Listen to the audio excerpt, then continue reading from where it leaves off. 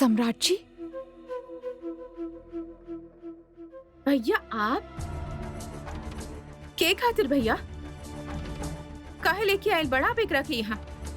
आप जानत बड़ा ना कितना बड़ धोखा कैले बा ये आदमी हमरा साथ। ये एक विश्वासघाती आदमी बा जे हमार पूरा जिंदगी बर्बाद कर देलस।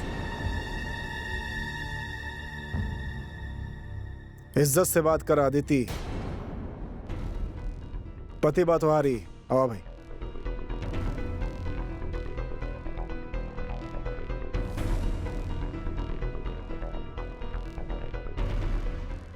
पति होके के दर्जा खो चुकल बाड़े ही। अदिति तू इतना बेवकूफ हो को हम सोचली ना रहनी। इतना बड़ बात तुम्हारा सामने आयल, इतना बड़ बात तू एक बार भी अपन पति के बात ना सुन लू। कमाल बा, बिना सोचले समझ ले वो लड़के के बात पर भरोसा कर ले लू। के बड़ी हुई शीज भाई, सच्चाई का बात जाने की कोशिश भी ना कैलू तू। जे रहल सामने आ चुकल बा भैया। उ लड़की हमरा के सारा बात साफ साफ बता देले बानी। इनका के सारा पोल खुल चुकल बा। अरे अपन पति के बात छोड़ के अनजान लड़की के बात पर भरोसा कर ले लू तू। अजीब पागल बाड़ू।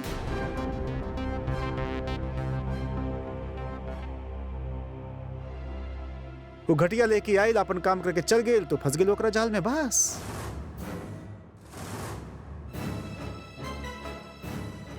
अपन घर, अपन पति, अपन दुनिया छोड़ के सब कुछ यहाँ चले लू। साफ साफ बतावा सम्राट बेटा, बात का बा? बताओ भाई अमृत, सच बताओ इन सबके, बताओ।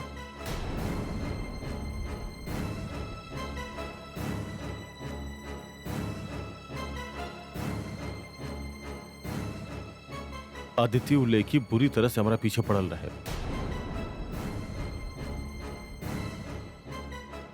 एक बार रास्ता में हमनी के टकरा गई नहीं और ओइजा हमनी के तू में हो गई। ओकरा बाद वो हमारे पीछे ही पड़ गई। हमरा के इमोशनल ब्लैकमेल करे लागल। कहे लागल कि हम तोरा से प्यार करे नहीं, हमरा से शादी कर ला, ना तो हम अपन जान दे दे।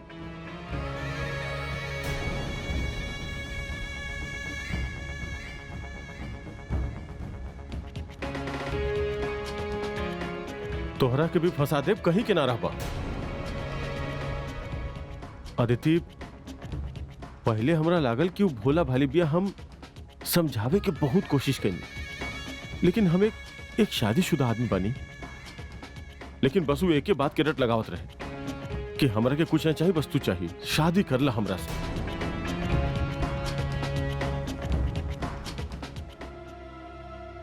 अगर ऐसा रहल तो आप हमरा के पहले काहे ना बतैला? अदिति, हम तोहरा के कैसे बतैती? कबो तोहरा के मारे के धमकी देते रहे, कबो आत्महत्या करेगे।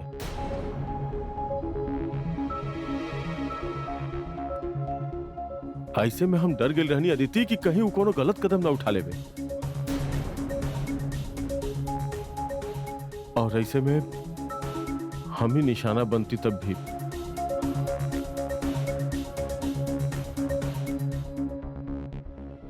हमारी यकीन माना अदिति, हम तोहरा के बतावे वाला ही रही कि वो हमरा के ब्लैकमेल करत या। अगर हम ओकर ना भनी तो वो तोहार भी ना रह दी, हमरा के तोहरा से दूर कर दे।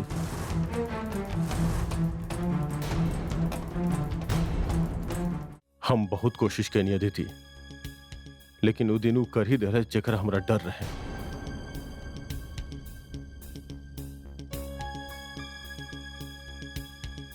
अगर ऐसन रहल तो ओकरा पास दीदी के मंगलसूत्र कहाँ से आए?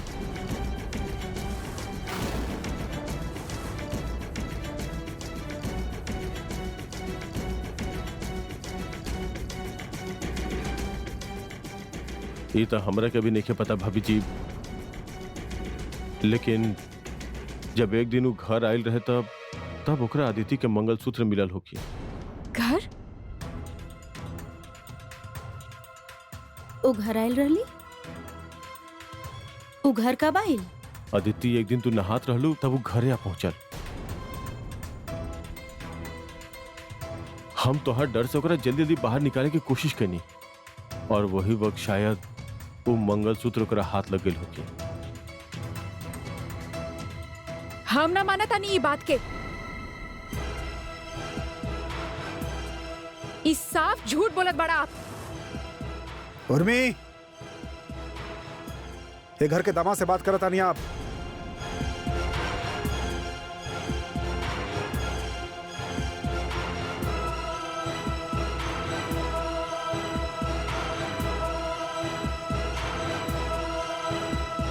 सम्राट जी, ई जे त्रिशा के बारे में बोलत बाड़ी बिल्कुल झूठ बा, बल्कि खुद मंगलसूत्र देले रहला ओकरा। त्रिशा बहन बा हमार, हम ओकरा के बहुत अच्छा तरह से जानी ले। जैसे ई बतावत बाड़ी वैसा ना भी हो। ऐसा नहीं बाड़ी आपके बहन।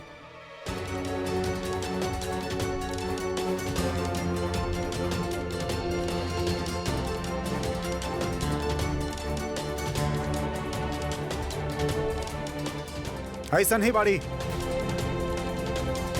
आप अभी तक ना समझ पे नहीं, हम पहला मुलाकात पे ही समझ गए नहीं ओकरा के। त्रिशा, खबरदार, एक लफ्ज भी अगर कहीं ओकरा बचाव में तो हमरा से बुरा क्यों ना होखी, याद रखिए।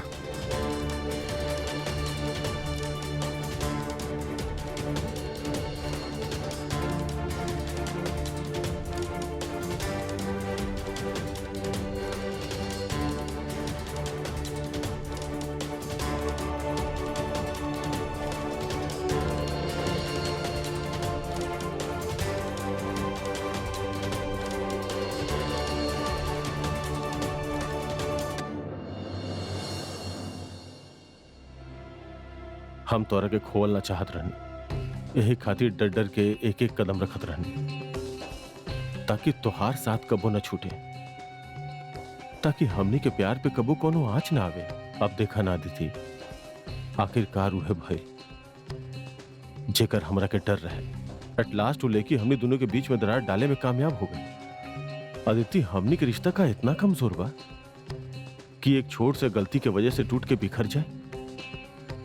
अदिति, इतना साल से हम कबो तोरा के शिकायत के मौका देनी? तो ही सोचा अदिति, आई लव यू। बस तू एक बार हमरा पे ट्रस्ट करा। तोरा के हमार कसम अदिति, ऐसे ही हमार साथ देते रहा, फिर हर संकट से हमने मिल के अपन प्यार के निकाल ले। हम ईश्वर से आज तोहरा अलावा कुछ नहीं मांगले। प्लीज प्लीज हमरा के माफ कर दा। दामाद जी, आप नीचे कहाँ बैठल बाड़ा? ऊपर बैठो। मम्मी जी वो अदिति के समझावे के कोशिश करत रहनी। अच्छा बा, गलत फहमी जी दूसर के कारण फैलल बा, आपस में दूर कर लेवे के चाही। ऐसन बा बेटा, रात बहुत हो गई बा, तो आज यहीं ठहर जाई। ई ले दूध ले।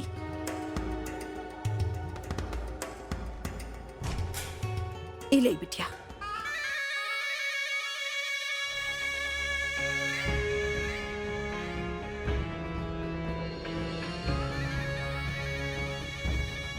ना ना मम्मी जी, हमरा के चले के चाहिए, हम चलता नहीं। अरे काहे बेटा, रुक जाई, ये तोहार घर बाड़े। चला गरम गरम दूध पी ली, चला।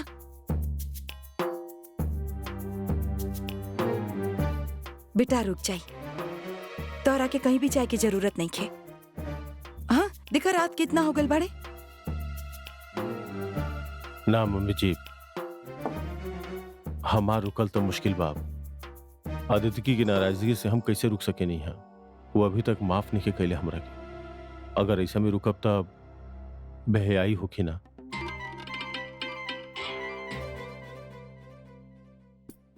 अदिति बिटिया, गुस्सा थूक दें। अब जी कुछ भइल ना, ओकरा में दामाजी के कोनो गलती नहीं खे। एक घटना रहल, घट गई, भूल जाई। अब खुशी खुशी अपन जीवन जिया। हाँ? मम्मी जी, हम चलता नहीं। उम्मीद करता नहीं कि अदिति एक दिन हमरा के माफ कर दे। अदिति के बिना हम जीवन के कल्पना भी ना कर सके नहीं। ये बात सब कुछ बा हमरा पास, वरना हमार कोनो अस्तित्व नहीं है।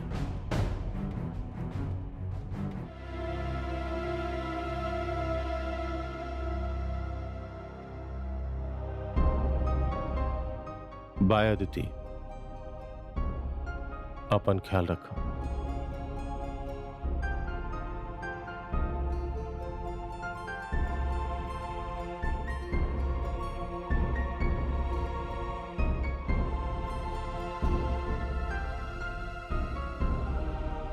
रुक जाइए।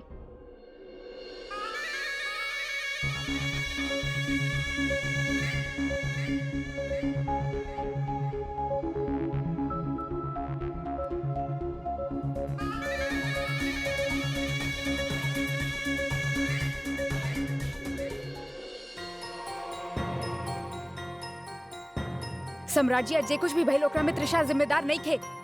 ओकर कौनो गलती नहीं के। दामाजी साफ झूठ बोलले बाड़े। त्रिशा ऐसा कुछ ना कर सकेली। हमार बहन बिया, ओकरा के हम बहुत अच्छा तरीके से जाने ली।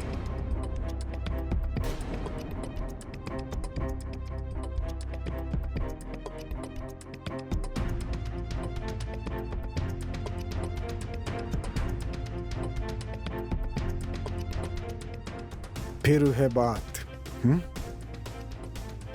छोड़ा ना, जन होके करा लो हो गए। अब का फायदा बा ए बारे में सोचे से। बिना गलती के त्रिशा के इतना बड़ा सजा भुगते के पड़ी। सम्राट जी, आपकी गलत आप देखी, आप मत पड़ी है सब बात में। आप काहे परेशान होता नहीं? काहे कि आप कहना ना, आप यहाँ रहे, यहाँ हमारे साथ आई। हमार बहन भी यहाँ आए, त्रिशा- चुपचाप आई यहाँ। हमार आप बात तो बैठी, समझी। आप बैठी, एक मिनट हम हमार बात सुनिए। देखी, दुनिया बा चलत रहेला, ये सब होखत रहेला। आप अपन सेहत पर ध्यान दी, सबसे इम्पोर्टेंट ई बा आप खातिर। बस इतना स्ट्रेस लेवे नहीं जैसे पूरा दुनिया के ठेका लेकर रख ले बानी आप। कैसन बात करत बाड़ा आप सम्राट जी? जेकरा के बारे में आप बात करत बानी वो हमार बहन बिया। ओकरा साथ अन्याय होखी त हम आंख बंद करके कैसे रहब? सम्राट जी प्लीज ओकरा के शहर के छोड़े पे मजबूर मत करी। प्लीज सम्राट जी, ओकरा के चैन से ऊ जी। लड़की उर्मी, ऊ लड़की ई शहर में रही, कल के प्रॉब्लम, कल के ड्रामा क्रिएट करी। हम सब फंसबों में। सुनिए आप, वो लड़की आपकी तरह ना बढ़ी ना। वो बहुत एक्टिव लड़की भी है, गलत काम में। आप सब गलत समझत बाड़े। ओकरा वो ऐसे लड़की अच्छा ना अच्छा अच्छा, बिया, चुप सम्राट जी, चुप आप चुप, अभी जानत चुप बाड़ा। चुप चुप चुप हमार चुप बहन चुप हो ऐसे- जाए आप, प्लीज चुप हो जाए, मत करें ये सब बात। हमार बात तो लेटी सुन- आप, अब चलिए लेटी लेटी, सम्राट जी, चलिए सर त्रिशा रखिए ऐसे आप, ना- सर रखिए आप। आदत पड़ गई बा स्ट्रेस लेवे के। सम्राट जी, त्रिशा चुप। अब सब कुछ निकाल दी दिमाग से अपने, सब भुला दी। सिर्फ अपन आवे वाले बच्चे के बारे में सोची बस। अब बस बस बस बस बस, शांति।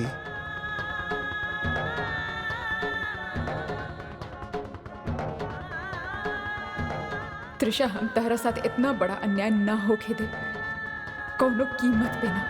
काहे कि अब ई तहर करियर के ना, तहर कैरेक्टर के सवाल बा। मैडम, त्रिशा अपन रूम में ना बा, वो कहीं बाहर गई बाड़ी। बाहर गइल बिया? आपके आइडिया होके नहीं वक्त कहाँ गइल होगी? नो मैडम, कोनो आइडिया नहीं है। अच्छा, थैंक यू। इतना सवेरे सवेरे कहाँ गइल होगी?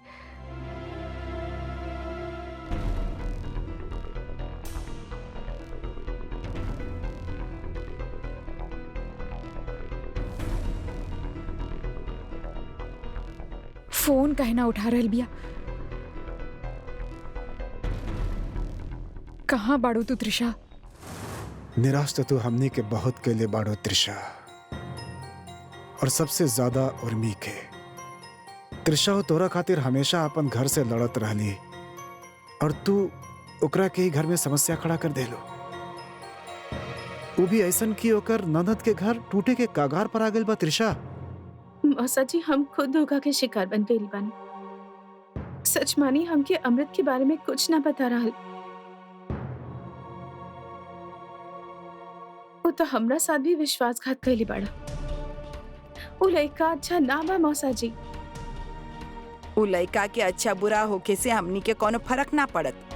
हमके त अपन उर्मी के बारे में सोचे के बा। और त्रिशा, तू इस सब चक्कर में काहे पड़ गईलू? तू त अपन ट्रेनिंग पूरा करे आयल रहलू ना यहाँ। बस यही गलती हो गई हमरा से दादी। अमृत के बात में आके नहीं, गलती हमसे भइल बा, हम ही मानत बानी। लेकिन हम भी तो इंसान बनी ना दादी। जौन भी होखे त्रिशा, हमरा पर एगो उपकार करा, उ लोगन से माफी मांगला तू और चल जा झांसी छोड़ के।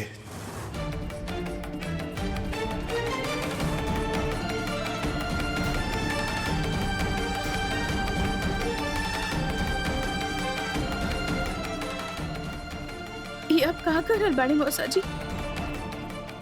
हम अपन ट्रेनिंग, अपन जॉब छोड़ के कैसे जा सकीले?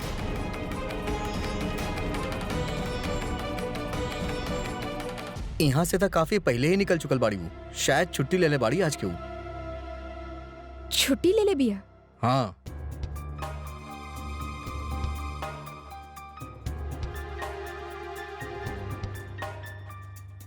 त्रिशा फोन भी तना उठा रहल बिया। त्रिसा, चाहे तोर गलती होखे या ना होखे, लेकिन उर्मी के घर बचावे खातिर तोके ई सब करे के पड़ी।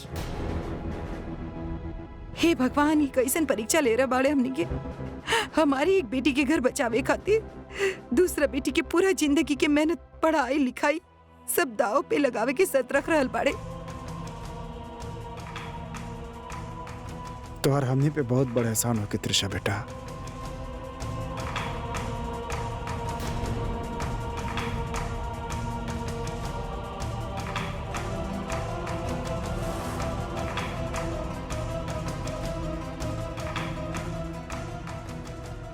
उर्मी की जिंदगी बचाला बेटा, ओकर घर संसार बचाला बेटा। वो प्रेग्नेंट बिया।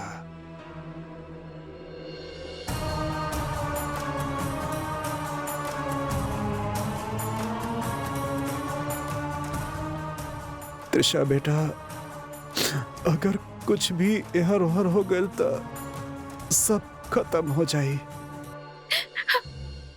बेटा। अब सब तोहरा हाथ में ही बा, तोहरा ही हाथ में बा बेटा। का करल बड़ा मौसा जी? एकरा से ज्यादा और कर भी का सकेली बेटा। लड़की वाला बानी, लड़ ना सकेला सिवाय उनकर बात माने के।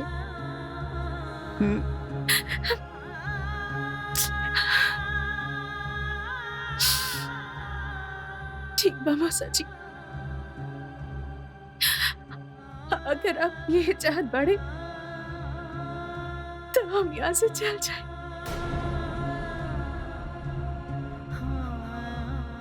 सब कुछ छोड़ के, अपन जॉब, अपन ट्रेनिंग, सब कुछ छोड़ के।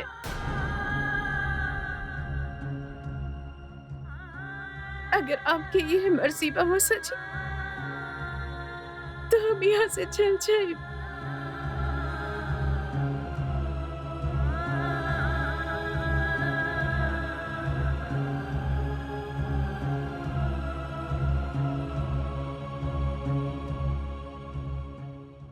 सुनिए, हम एगो काम करत बानी, एक बार दामाजी से बात करके दिखत बानी, कम से कम त्रिसा की नौकरी खातिर। तू तैयार हो जा सरोज, उर्मी के ससुराल चले के बा।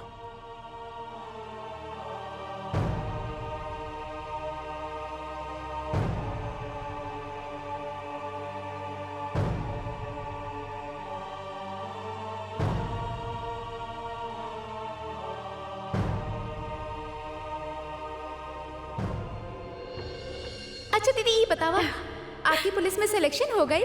हो गई, और नेक्स्ट वीक से ट्रेनिंग भी शुरू हो रहा बा हमार। अरे वाह, अरे त्रिशा, तू तक कमाल कर देलू। अरे जे अच्छा अच्छा लोग एग्जाम क्लियर ना कर पावेले, उ तू कइले बाड़ू।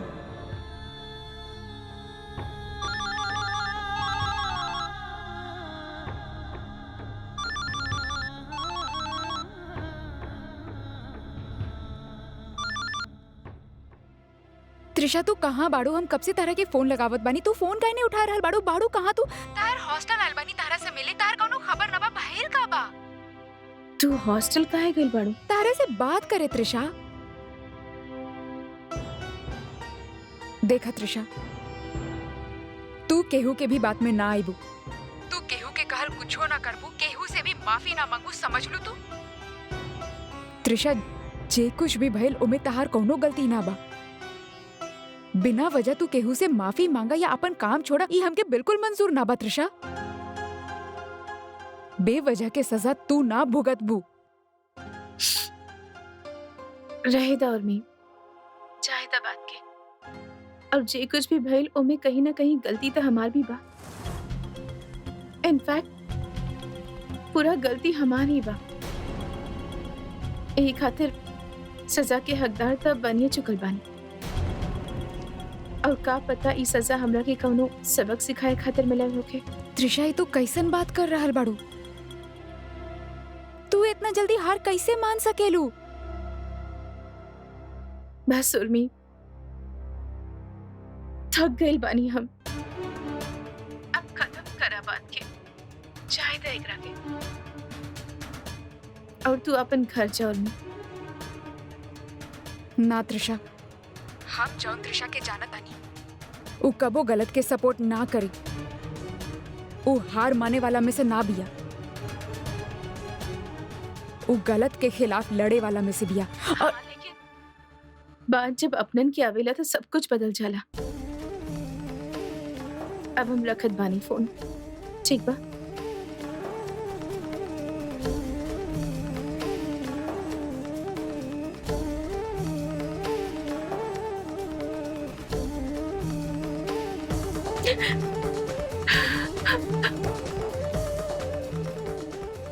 ना त्रिशा, हम तारा ई तरह से हारे ना दे,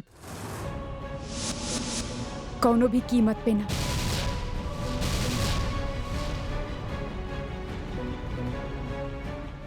ये लीजिए आपका फोन, चार्ज हो गइल बा।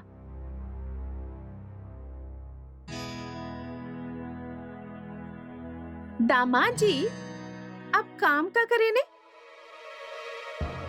आज तक तो हमके समझ ही ना आई। बताइए ना दामाद जी, आप काम का करे ने?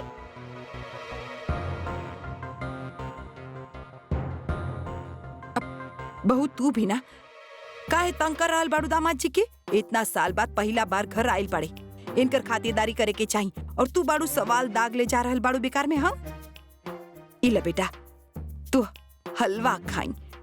अदिति बतैले रहल तो के आटा के हलवा बहुत पसंद बा, तो हम तोहरे खातिर बनाई लेनी। लाई मम्मी जी, ये तो आपके प्यार बा।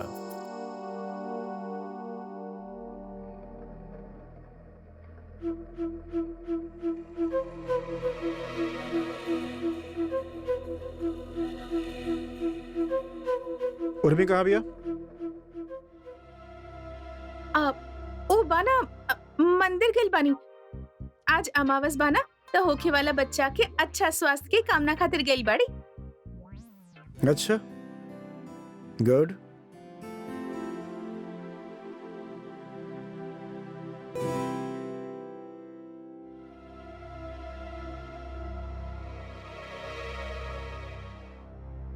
हमके भी हलवा खिलावा भाई।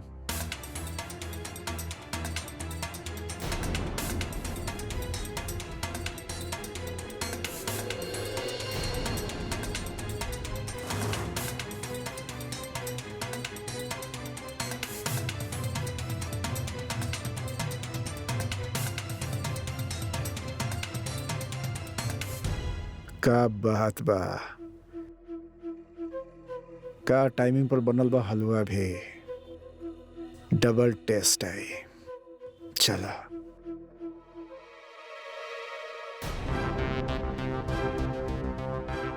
आए पापा, आए मम्मी जी, प्रणाम।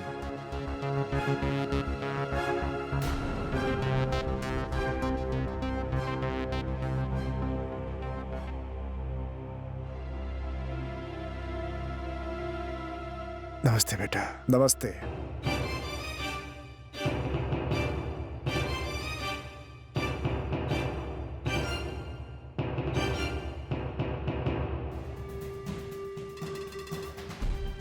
नमस्ते अंकल।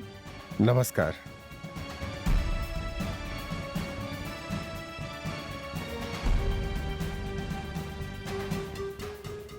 चलो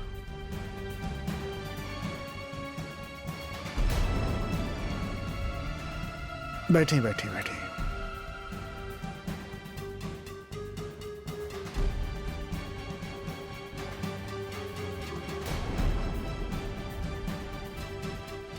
तो पापा ये बड़ी हमार बहन अदिति। नमस्ते अंकल। खुश रहा बेटा। और ये बड़े हमार बहनोई अमृत।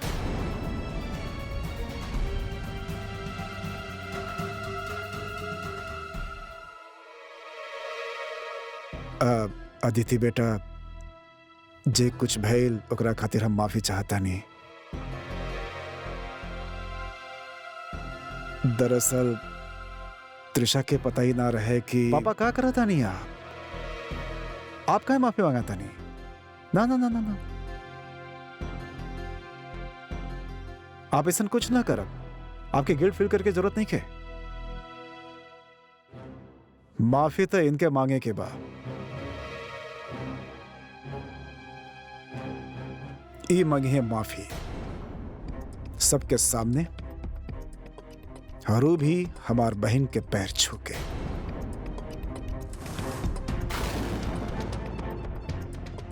अरे बेटा, 1 मिनट पापा, बीच में ना बोलो बाप। इनफैक्ट केहू भी कुछ ना बोली। जेकरा के बोले के बा, जे बोले आइल बा, सिर्फ ऊ बोली।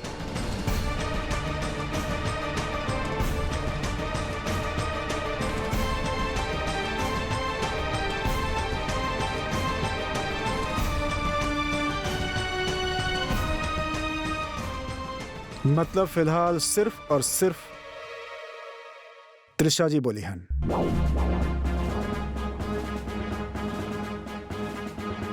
चलिए त्रिशा जी, शुरू हो जाएं।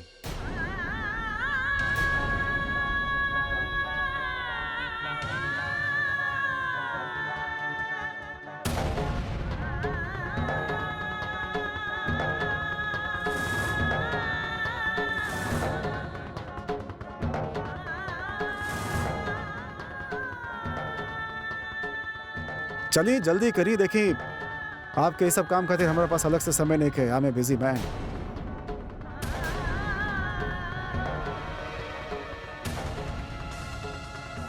फटाफट अपन काम निपटाएं ताकि हम भी अपन काम देख सकें, है कि ना? चलिए।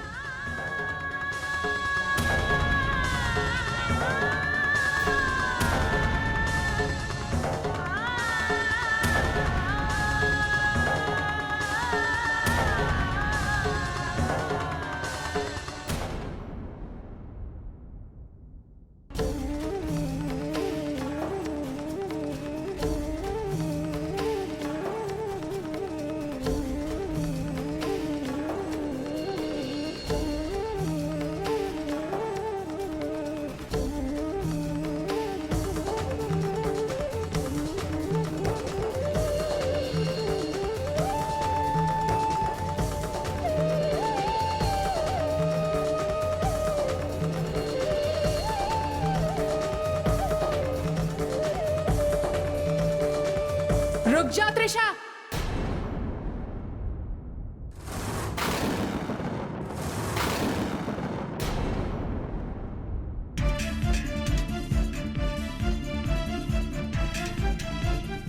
उर्मी,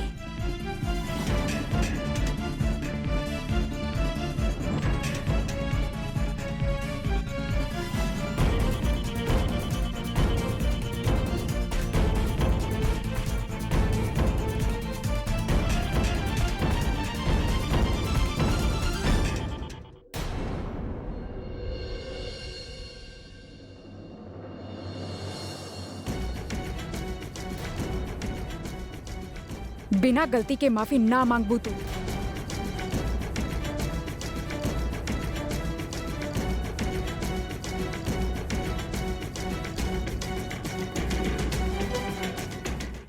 उर्मी,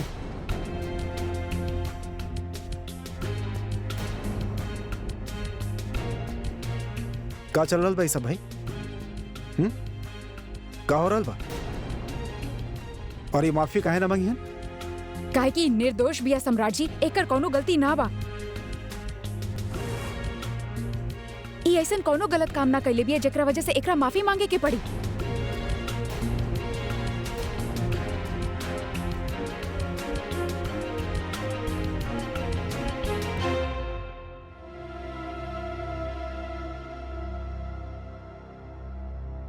उर्मी रहेदा। तू बेकसूर बाड़ू त्रिशा।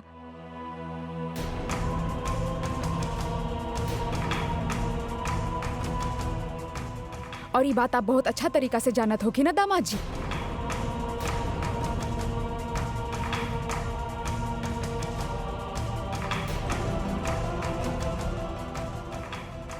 उर्मी बेटा, जब जॉन भैल। एक मिनट पापा, आपके इस सब के बारे में कुछ भी ना पता बा।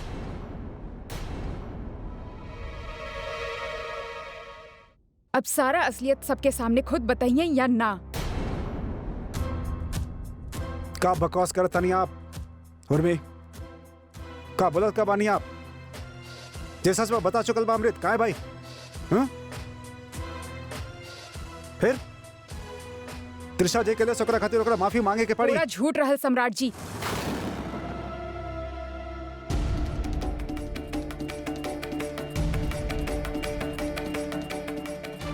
सच्चाई कुछ और बा, और ओकरे अनुसार गलती दामाद जी के बा।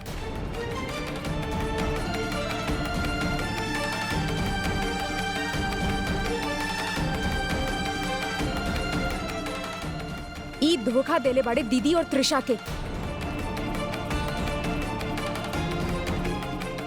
भावना के साथ खिलवाड़ कैले बाड़े, प्यार के मजाक बनेले बाड़े। ई सच्चाई अभी खुद अपना मुंह से बताइए।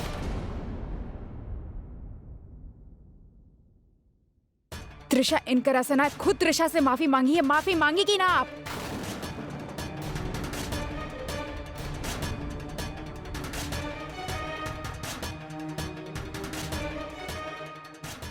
भाभी जी, ई का कारण बनी आप? हम काहे माफी मांगा? आपन हाथ में रहा उर्मी। आप असलियत बतावत बाड़े या ना? अब कौन सा सच जानल बाकी बा भाभी जी? हम सारा सच बता चुकल बानी। ठीक बा दामाद जी, अगर आप असलियत ना बताइए तो हमके खुद सब करे सामने आपके असलियत लावे के पड़ी।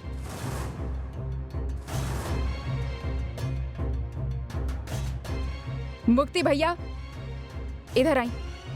बाहर कुछ लोग बाड़े, उनके अंदर लेके आई।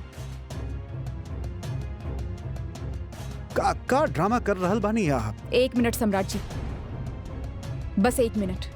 उर्मी बेटा, बात का बा? साफ साफ तो बतावा। पापा, अभी सब कुछ साफ हो जाए।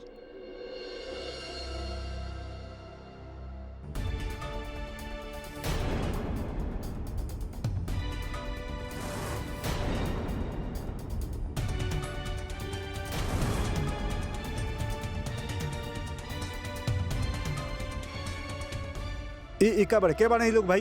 हाँ? भैया, आप जाने ले उनके? उनके? जी मैडम। बताएं, का बतावे चाहत बाड़े आप इनके बारे में?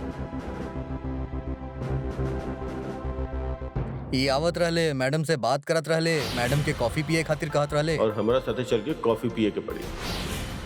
मैडम मना करत रहली, लेकिन फिर भी ना मानत रहले।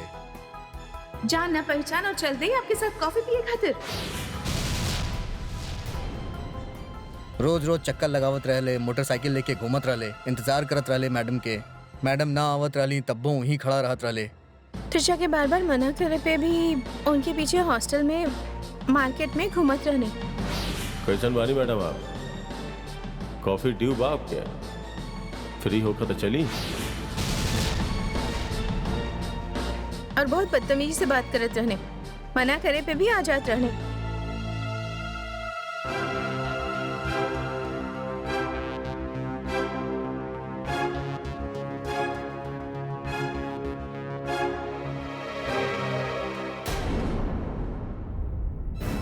इतना गिरल बड़ा तू अमृत? ऐसन घटियापन कर शर्म ना आई तोरा के? एक बार भी अदिति के बारे में ना सोचला?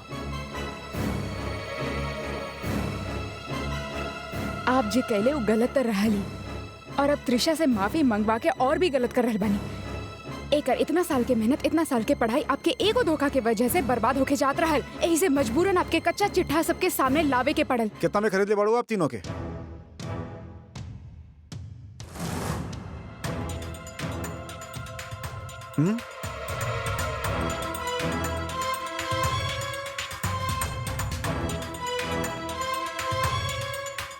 अपन बहन के सच साबित करे खातिर कितना में खरीद ले बड़ा ये तीनों के बाड़ी ये तीनों?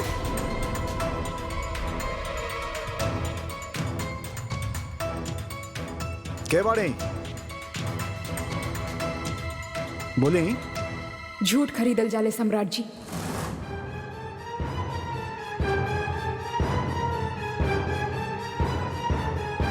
काहे कि सच बिकाऊ ना हो खेला।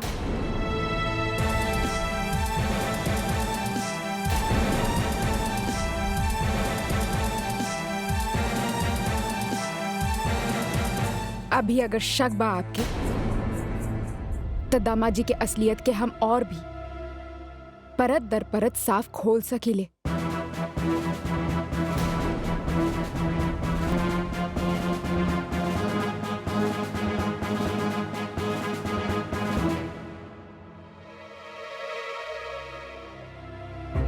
काहे कि धोखा और झूठ चाहे जितना भी छुपायल जाला, वो हर कदम पे अपन निशान छोड़त ही आगे बढ़ेला। काहे दामाजी? अपन फोन दा त्रिशा, फोन दा।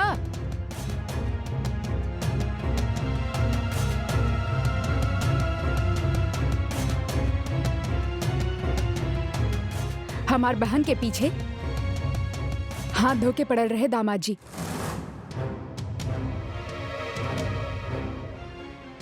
इतना अच्छा बा कि त्रिशा हमके हर बात बतावेली।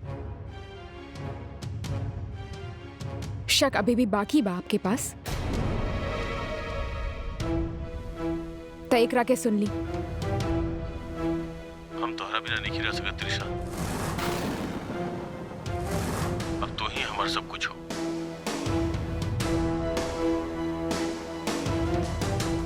तोहरा बिना हम अपन जिंदगी के बारे में सोच भी नहीं सकत। I love you Trisha, I love you. अब हम बस तोहरा साथे हर पल रह चाहिए। तू हमार लाइफ बढ़ो, हम सिर्फ और सिर्फ तोहार बन के रहल चाहिए। आपन पूरा जिंदगी तोहार नाम करे वाला बानी त्रिशा। प्लीज जान, हमारी इमोशंस का समझा ना तो हम मर जाए। आई लव यू जान। हेलो, कबो हमारा आई लव यू के जवाब में तो हूँ आई लव यू बोल देना डार्लिंग।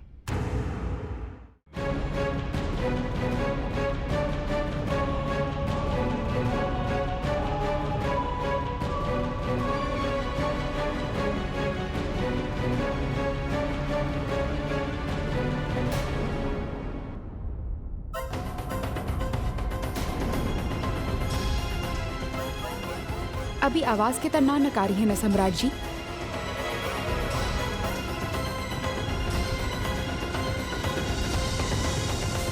त्रिशा चुप रहल, काहे कि हमार घर बचावे खातिर अपन सेल्फ रिस्पेक्ट तक के साथ समझौता करे खातिर तैयार रहलू।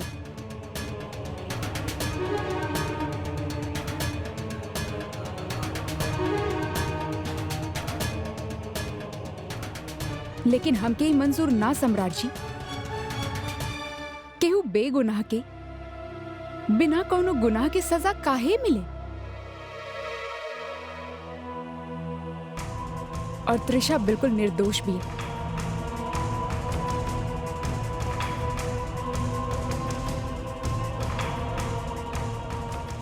अब बताएं सम्राट जी, माफी केकरा मांगे के चाहिए?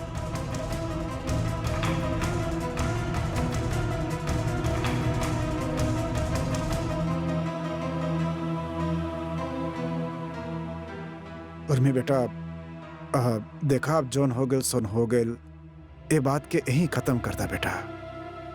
माफी तो एकरा के मांगे के पड़ी।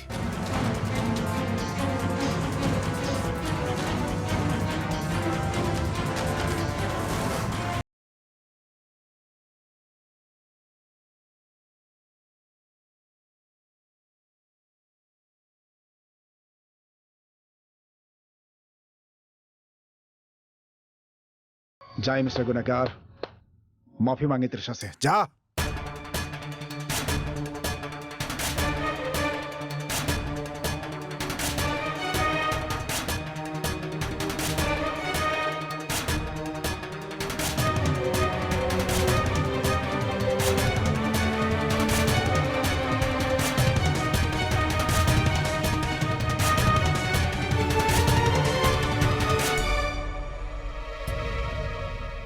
I am sorry Trisha.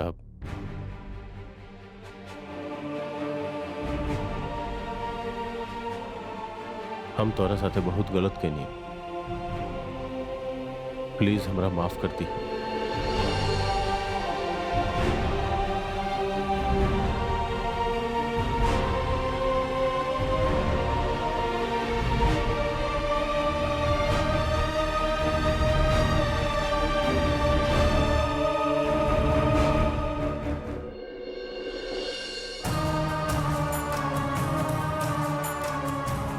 दीदी,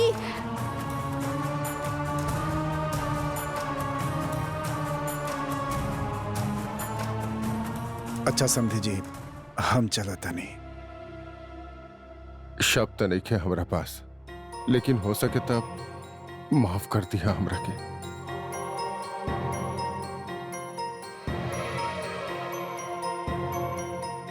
कैसन बात करत तनी समझी जी? आप सब लोग हमार मान बाड़न।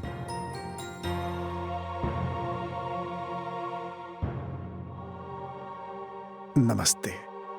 नमस्ते समधन जी।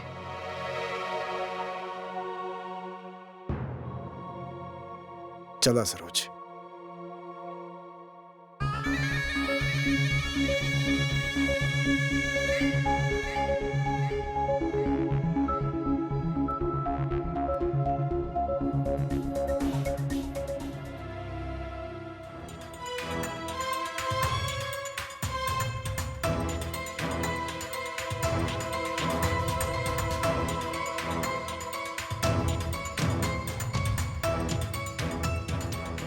चली।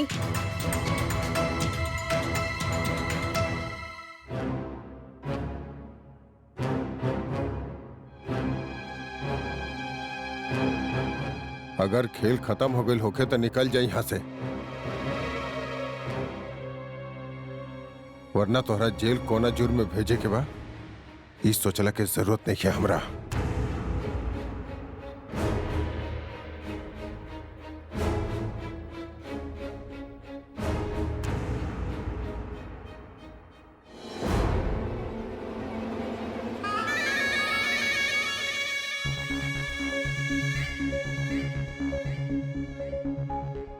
माफ कर दी भैया, हम कहनी तो उहे जो आप कहले रहनी।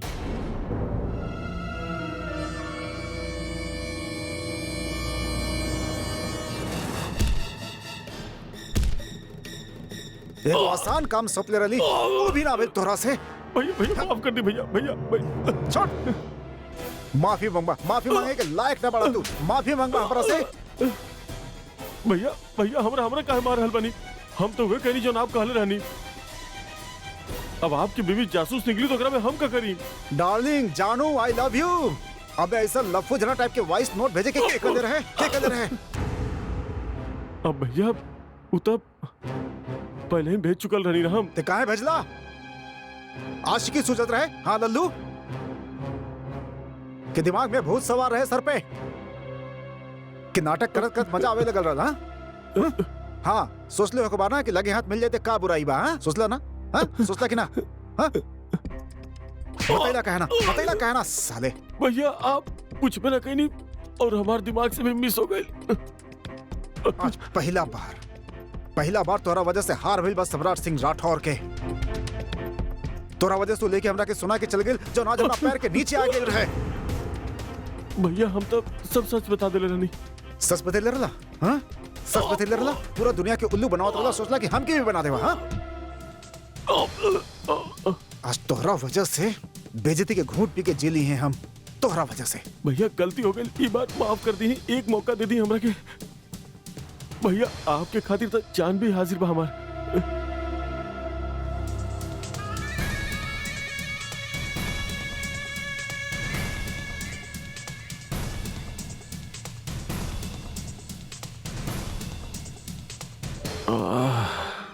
अब तो हमार बात पे बनाइल बा। अब तो हम लेकी के शहर से निकलवा के ही छोड़ब। ना रही लेकी यहाँ पर, ना रही लेकी झांसी में, कोनो कीमत पर ना रही। और कोई भी अब ओकरा के रोक ना पाई, फिर चाहे भगवान ही आ जाए ओकरा तरफ से।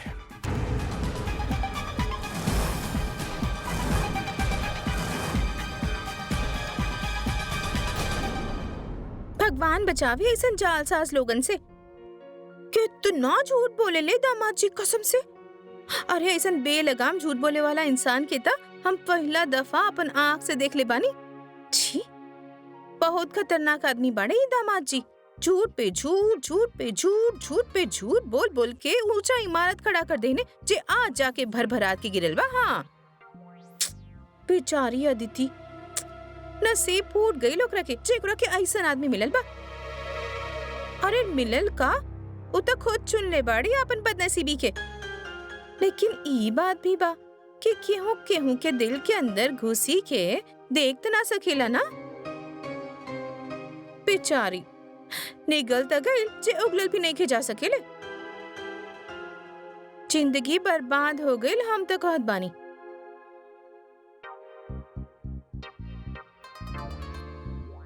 ए जी सुनत बाड़े, कहीं आप तो हमरा से झूठ ना बोले ना। हमार मतलब बा कि हमार पीठ पीछे बाहर के बाहर आप कुछ कर लेता ना। क्यों के साथ चक्कर वक्कर तो नहीं के बाना आपके। चुप करबू यार कंचन, काहे बेवजह बकवास कर रहल बाड़ू? कान थक गेल बा हमार सुन सुन के। प्लीज थोड़ा देर खातिर ना चुप हो जा। अरे हम तो चुप ही बाड़ी सवेरे से, कहाँ कुछ बोली, मौका ही ना मिलल हमको कुछ बोले के। हाँ तो एक दिन के छुट्टी मना ला, ना बोलबू तो गल ना जाइबू।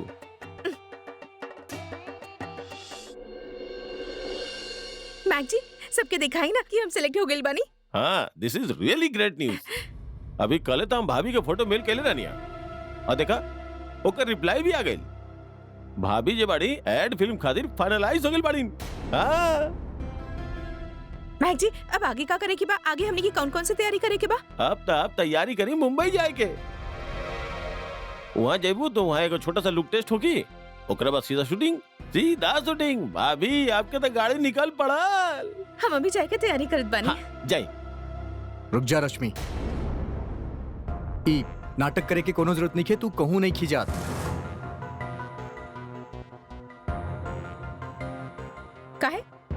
काहे ना जा सकेले हम?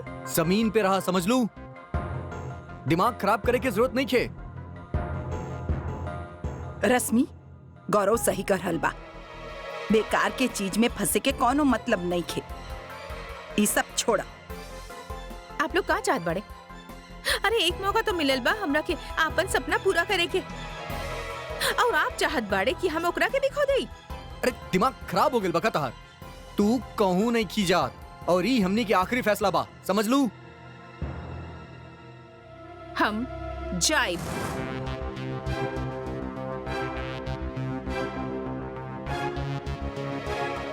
तो के छूट देले बानी तो एकर नाजायज फायदा मत उठावा बहू। बहस मत करा और घर के मान मर्यादा के समझा। गौरव के बात सुना और माना। बट क्या है अंकल, ई कोनो गलत काम थोड़े ना बा। और फिर कौन सा रोज रोज ऐसा मौका मिलेला? और अंकल टैलेंट के असली कदर तब मुंबई में ही होकेला ना। बस मैक,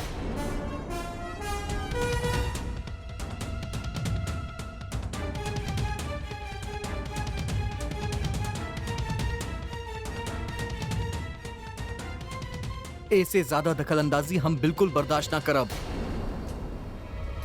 पहले भी तू बहुत तमाशा करवा देले वाला यहाँ। गौरव हम तार दोस्त बनी यार, ये सब कुछ तोर और भाभी खातिर तो कर रहल बानी। धन्यवाद,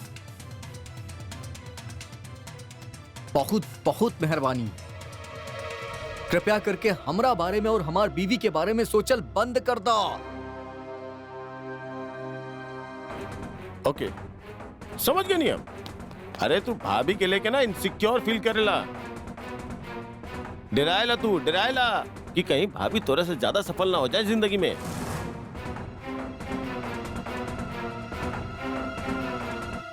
टिपिकल हिपोक्रेट मेंटालिटी। छी बस करा। आपन हद में रहा, समझला, ना तो बहुत बुरा हो जाई। भूल जाए कि तू हमार दोस्त बाड़ा। गौरव, गौरव बस करा, बस करा। तू का करल बाड़ तू? माँ एकरा से कह दे कि यही वक्त ही घर से चल जाए। यह वक्त अभी के अभी, न तो हम। गौरव बस कर बेटा, ऐसा ना कह सकीले। ये हमनी के मेहमान बाड़े। अब नहीं खे। मैक, निकल जा यहां से। सुनला ना तू, निकल जा। निकल जा यहां से।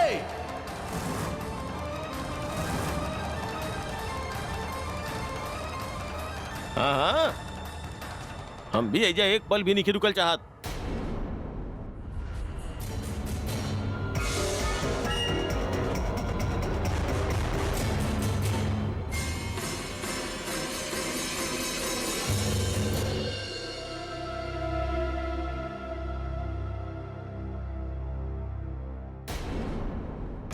मैक जी बिल्कुल सही कहा कि कही ने आपकी हमार सफलता स्वीकार नहीं के बना।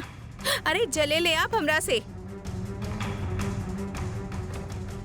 आपके मंजूर ना बा कि हम आपसे बेहतर काम करी। आप चाहत का बड़े हाँ आपका 2-2 रुपया के हिसाब में उलझ के अपन सारा जिंदगी यहाँ सड़ा दे।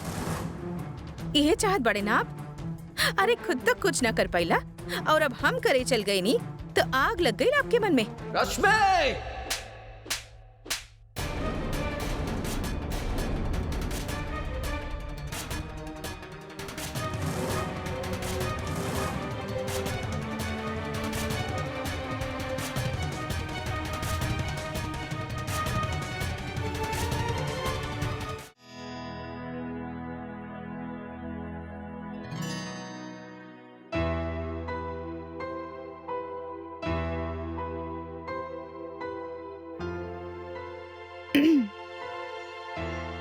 उठ गई नहीं आप, हम चाय लेके आ बतानी।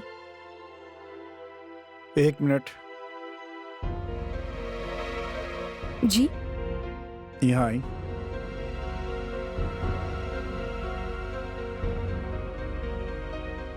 रिक्वेस्ट कर रहल बानी आपसे हम। यहाँ आई।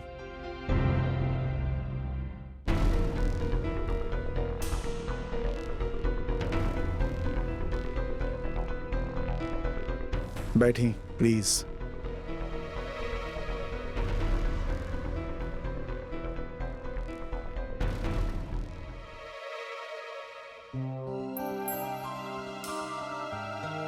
सॉरी।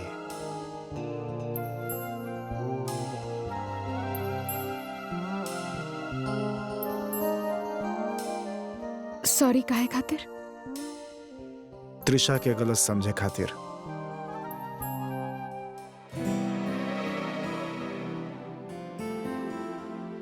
इट्स ओके। आपके सॉरी बोले के कौनो जरूरत ना बा।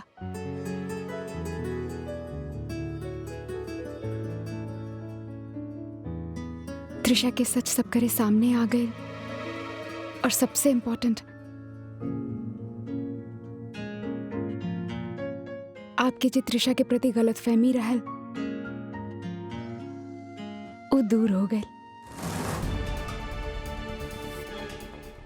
हमके और कुछ भी ना चाहिए। It's all because of you.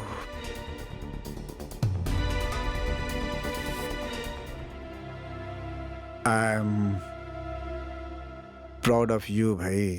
माने के पड़ी। इम्प्रेस कर देनी आप हमरा के ऐसान बेहतरीन काम के लिए बनी आप। ई जौन छोटा सा शरीर बना एमे जौन दिमाग बा, जज्बा बा, बेमिसाल बा। और हम भी टेंशन में आके आप पर डाउट कर लेनी ना ना कहीं नहीं तो सही। एनीवे अमृत के चालाकी जौन हम भी ना पकड़ पानी वो आप पकड़ लेनी। क्लीन बोल्ड कर देनी आप पहले ही बॉल पर। चारों खाना चित्त कर देलस हमारी छोटा पैकेट।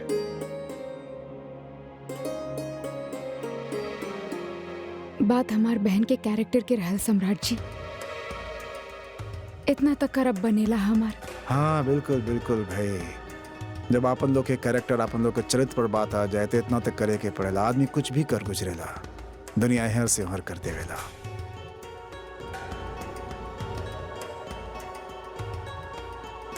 बस अब अदिति दीदी के बारे में सोच के बुरा लग रहा बा। सम्राट जी का करी कुछ समझ में ना आ रहा। दुनिया की चिंता छोड़िए आप। आप आपन और हमार आवे वाला बच्चा के चिंता करी। टेंशन लेवे के जरूरत नहीं है आपके। खुश रहे के बाप के हर हाल में।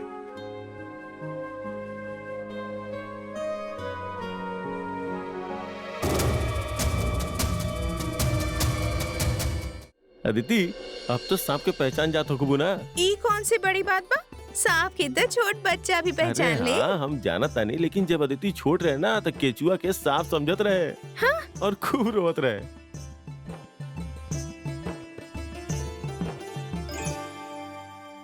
ई दीदी के स्पेशल। का हो रहल बा भाई? कुछ खास बा का आज? का बात बा भाई? आज तक टेबल सजल बा। ये दावत का है खातिर? ए बेटा, इतना साल बाद पूरा परिवार इकट्ठा बैठल बाड़े और सब राजी खुशी बा। एक कम वजह बा दावत खातिर। हाँ, हाँ, ये बात तो सही बा।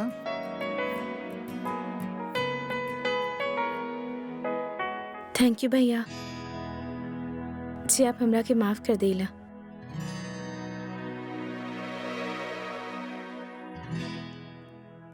अदिति, माफी जौन बा वो बहुत बड़ चीज होखेला। ई ना तो जल्दी मांगल जाला और ना ही जल्दी देहल जाला। कैसे कि हमने के दिल के अदालत के फैसला होखेला। लेकिन का करी भाई, ये भी तो लोग कहेलन कि क्षमा बड़न के होत है, छोटन के उत्पात। किताब में लिख देहल गइल बा, महान लोग लिख देहलन। का करी, तो बड़ा होके के नाते तो हर उत्पात के माफ तो करे के ही पड़ी भाई। अब जे भी होके भैया, लेकिन आज उर्मी भाभी की वजह से हमरा के हमार पूरा परिवार वापस मिल गए। बिल्कुल सच कहलू बेटा। उर्मी घर खातिर बहुत शुभ बा। एकरा आवत ही घर के सारा कमी पूरा हो गई। बस एक कमी बा।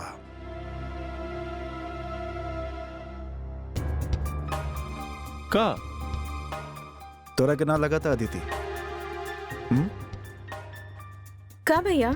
ए का कहत बाड़ बेटा? कौनो चीज के कमी बा? एक मिनट। अरे ई जो कह रहल बा उहे जाने। हाँ। ला सब्जी खावा।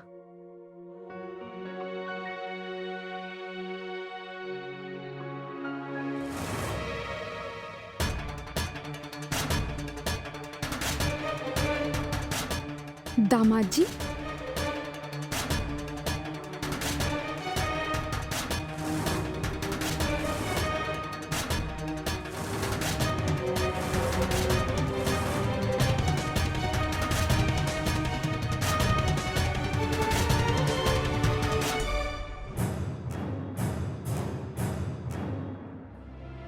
ई का बा भैया? कमी। परिवार पूरा ना रहे अदिति, कमी रहल।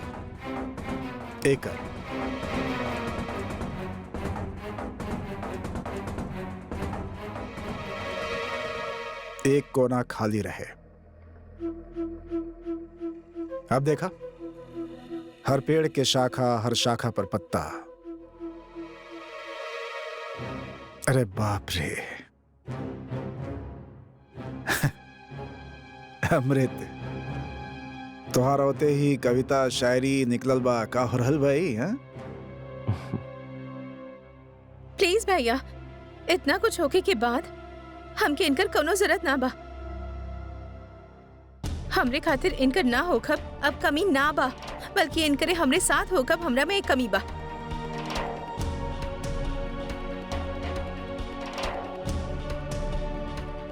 अच्छा, दिमाग में सिंदूर काहे के लगा के रख ले बड़ा? मिटाता है क्या?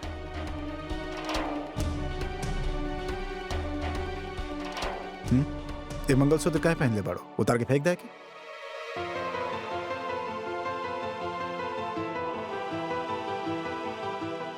सम्राट जी इतना बड़ा धोखा, इतना बड़ा तमाशा कैले बाड़े दीदी के साथ। दीदी इनके साथ रिश्ता काहे रखी है? देखी, अमृत जे भी केलस ओकरा खातिर ही शर्मिंदा बा। एकर अपना गलती के एहसास हो गइल बा, जेकरा खातिर हमसे माफी भी मांग चुकल बा। और अब आप सब से माफी मांगी ए वादा के साथ कि दोबारा ऐसी गलती ना करी। कहे भाई? देखी, बड़ बात हो खेला, एगो मर्द खातिर ऐसा करल बहुत बड़ बात हो खेला। ए बात के कदर होके के चाहिए। ना भैया, हमरा के ये आदमी पे बिल्कुल भरोसा नहीं है। क्या नाम है भरोसा? पति बात तो आ रही, तोरा के भरोसा करे के पड़ी अदिति। और सबसे बड़ बात, अब हम एकरा स्वीकार करता नहीं। सम्राट सिंह राठौर, इसे बड़ बात हो सकेला? एकरा हम अपना साथ रखब, हमरा साथ काम करी। काम? और तू अदिति, तोरा लाइफ में जौन भी पहले भइल बा भुलावा ओकरा, आगे बढ़ा लाइफ में। एक चीज के पकड़ के ना बैठे के चाहिए। चलती के नाम जिंदगी, सुन ले बाड़ू? सम्राट जी, आप कौना तरह के बात कर रहे बड़े? ई ठीक नहीं खे। ये ठीक बा, यही खातिर हम कहता नहीं। लेकिन सम्राट, ये जे कुछ कैले बा ओकरा बाद एकरा घर में रखल कहाँ के समझदारी बा? गलती केकरा से ना होकेला पापा, बताई हमरा क्या? हम सबसे गलती होकेला भाई, हो जाला, ठीक बा। We are human beings, not god. और हम अदिति के भलाई खातिर एकरा अपना साथ रखता नहीं, न तो का करी, तलाक दिए एकरा।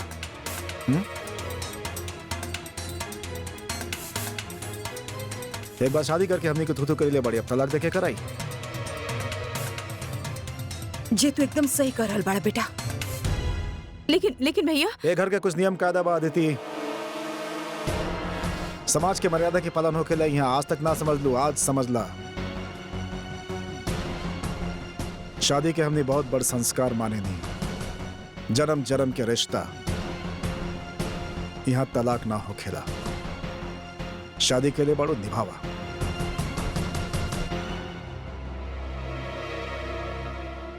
हम ये आदमी के साथ नहीं रह घर सकेनी। में रहे के बा तो सामाजिक कायदा से बंध के रहे के पड़ी। शादी निभा के रहा, कह के एक बार फिर अपन इज्जत के खाक में मिलावे के मौका हम तोरा के ना दे, इतना जान ला।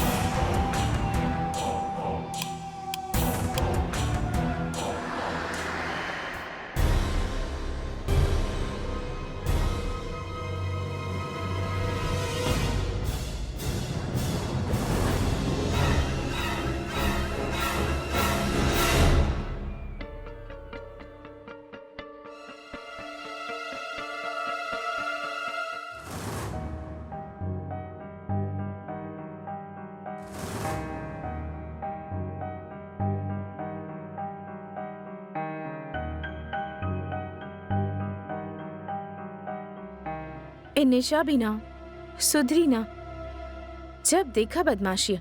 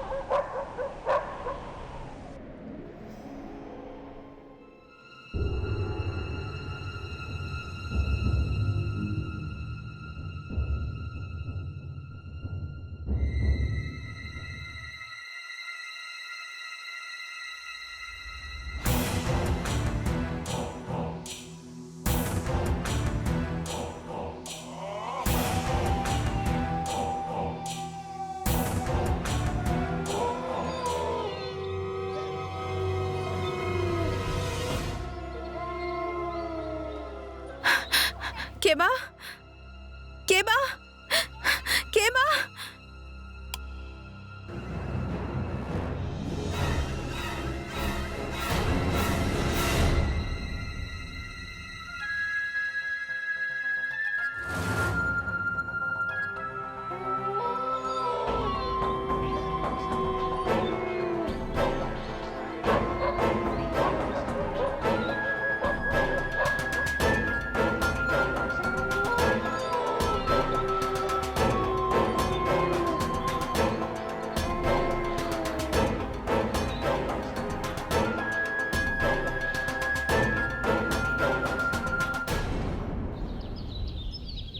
अम्मा ई खबर सुना। झांसी बस अड्डा के पास एगो महिला अपन पर्स रिक्शा में भुला गईली तो rickshaw driver purse police station में जमा करेलस, जेकरा के बाद में पुलिस वो महिला तक पहुंचौलस और वो पर्स में बहुत रुपया रहे। देखिला अभी भी अच्छा लोग बाड़े ही दुनिया में। अनु बेटा जरा गौरव और रश्मि के भी बुलाई दो, नाश्ता लग गइल बा। हाँ मम्मी, 1 मिनट। देख लू भाभी, आज भी अपना आप से उठी के रश्मि ना आई।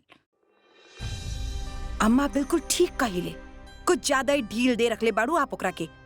अरे सास बाड़ू आप ओकर सास, जितना अनादर वो आपके प्यार के करे लेना, कोनो और सास होकत ना त ई घर लड़ाई के अखाड़ा बन गई होकत, या तो वो चू भी ना करत। हाँ जाए देना चीची, बच्चा बाड़े। और फिर कल रात के होई सकेले वो देर से सोल होखे, मूड भी तो खराब रहल होकर।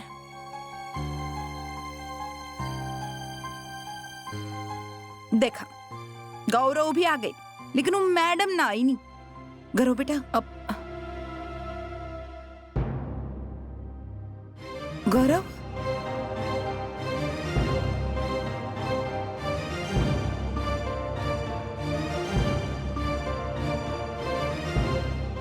गौरव का भइल? तोहरा चेहरा के रंग काहे उड़ल बा? भइल का बात बा बेटा? कुछ भइल का? गौरव का बात बा भाई? कुछ बोलत कहना बड़ा। और ये का बात और हाथ में सवेरे सवेरे देखा वो हम कितनी अम्मा देखा तनी का बा? देखा जरा का बा। गौरव बोला ना का भइल बा? आप लोगन के घर में हम अपन जिंदगी के साथ बहुत समझौता के लिए बानी, पर अब नहीं खे।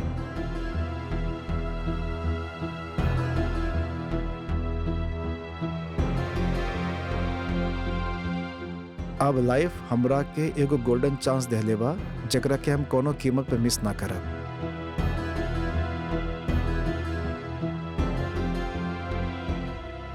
ऐसे हम ई घर छोड़ के जा रहल बानी हमेशा खातिर।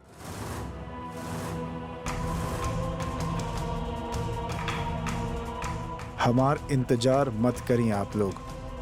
रश्मि, हे भगवान, ये का कह देला सिलाई की?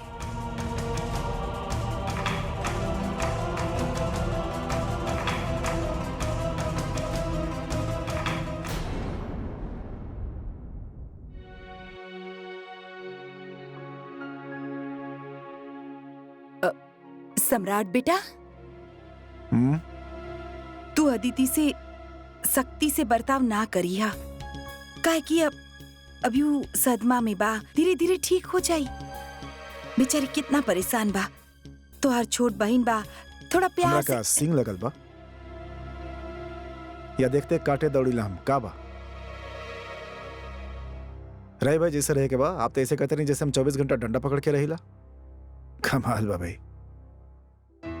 सम्राट बेटा, तो अमृत के लेके तैयार बड़ाई घर में, लेकिन वो जैसन हरकत कैले बा और जैसन ओकर रवैया बा, हमरा नइखे लगा तू सुधरे वाला बा।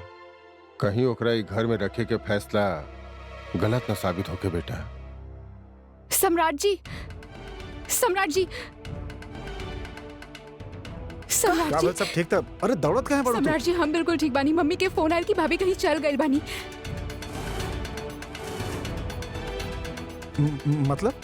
मतलब रश्मि भाभी घर छोड़ के चल गई बानी, पता ना कहाँ। घर छोड़ के कहाँ चल गई? घर छोड़ के हमके ना का पता। करल बाड़ू बहू? रश्मि घर छोड़ के चल गई? हाँ माँ जी प्लीज सुनी ना, मम्मी तुरंत बुलले बाड़ी, जल्दी चली ना। चला शशि, हमने के चलल जाओ। चल आई बेटा।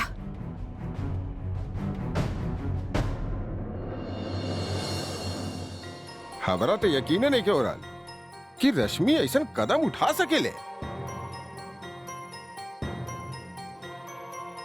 हमार तो सोच में भी बात दूर दूर तक ना आवेले कि रश्मि में ई तरह के हिम्मत कैसे आ गई। मति भ्रष्ट हो गई लड़की के। हमके तक कुछ ना बतैला ये सारा संस्कार सारा मर्यादा के मजाक उड़ा के चल गई। हे भगवान ऐसन का हो गई लड़की के दिमाग में।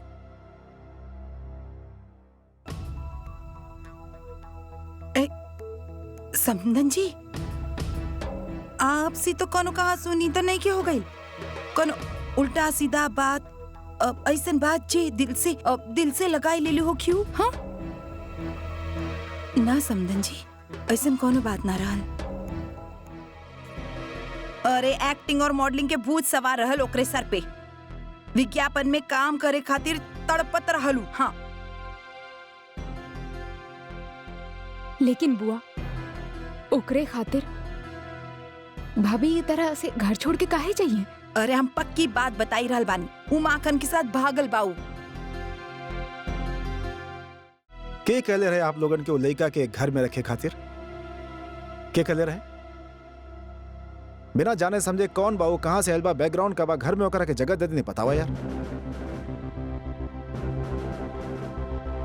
यू हैव एंगर सिस्टर भाई घर में।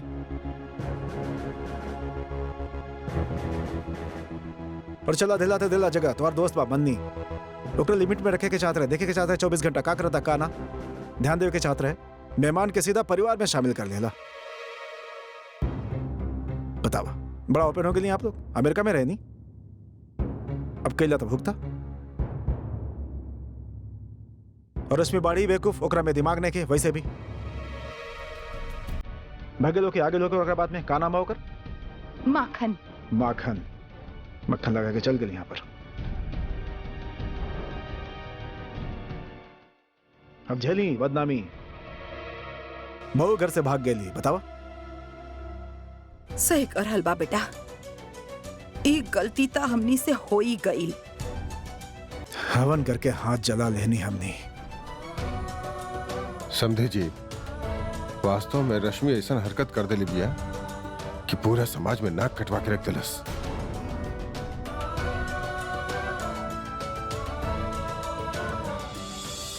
इतना प्यार से रख ले रहनी कोनो शिकायत के मौका ना देनी तो हमनी के प्यार के ई इनाम दे ले बा रश्मि। सारा परिवार के कलंक लगाए के चली गई खानदान के मुंह काला कह देलिस। गलती गौरव के बा अपन बीवी के ना संभाल पेलन बतावा यार कंट्रोल में रखे के चाहत रहे इतना छूट ना देता तो ओकरा में हिम्मत भी ना आवत ऐसा सोचे के कदम उठावल तो दूर के बात बा। यही से कहला लगाम कस के रखा। औरत के दिमाग के कुछ पता ना कब पलट जाए। ईमन होकेला न उनका चंचल होकेला।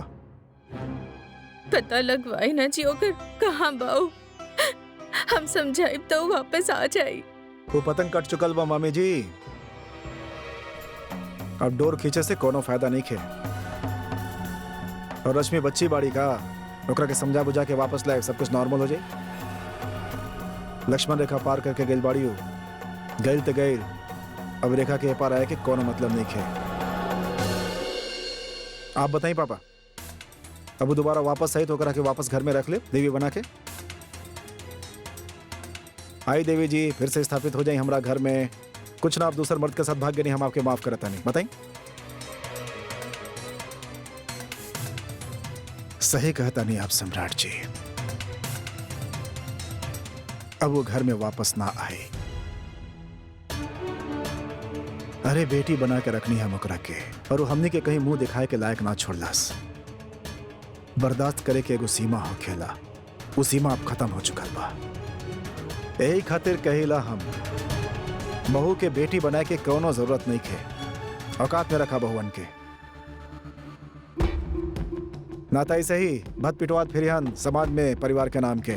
बहुवन के बेटी के दर्जा देवे से वो खराब ना हो खेलेन सम्राट जी। केहू आपन महत्वाकांक्षा गुमराह होके की वजह से भी गलत रास्ता अपना सकेला। एकर मतलब ई त ना कि हर बहू ऐसे ही करत होगी। सम्राट जी, हर औरत चाहे वो बहू होखे या बेटी, ओकरा के सम्मान पावे के पूरा हक बा, पूरा अधिकार बा। ओकर सम्मान के छीन के ओकरा औकात में रखब ना त कोनो समाज खातिर और ना ही कोनो परिवार खातिर अच्छा होखेला।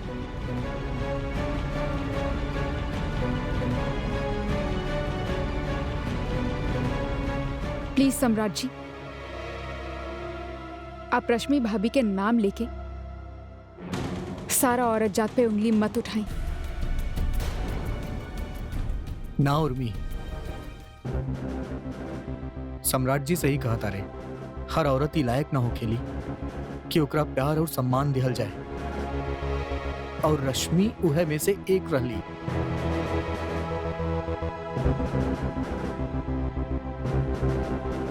ई खातिर हमनी के और हमनी के ई परिवार से ओकर कौनो रिश्ता नहीं खे।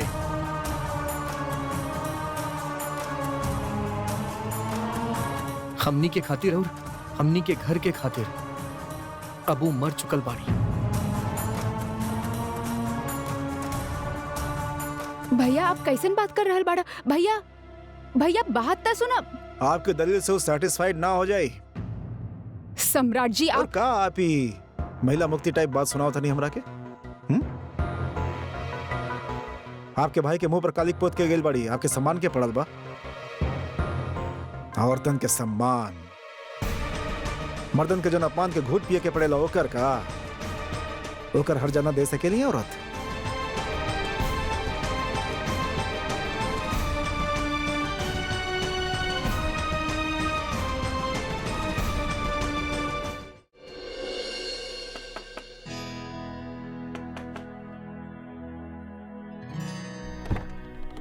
मैडम, आपके खातिर गिफ्ट आइल बा। गिफ्ट? कैसन गिफ्ट? आप खोल के देख ली मैडम। हमरा कोनो जानकारी लिखे का बा एकरा में। ओके।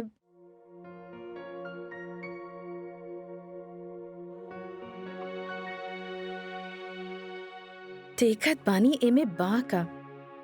एकरा के देले होखी? आज तो हमार बर्थडे भी ना बा।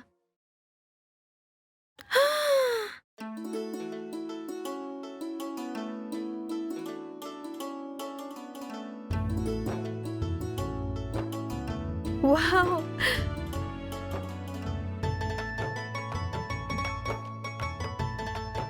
press here.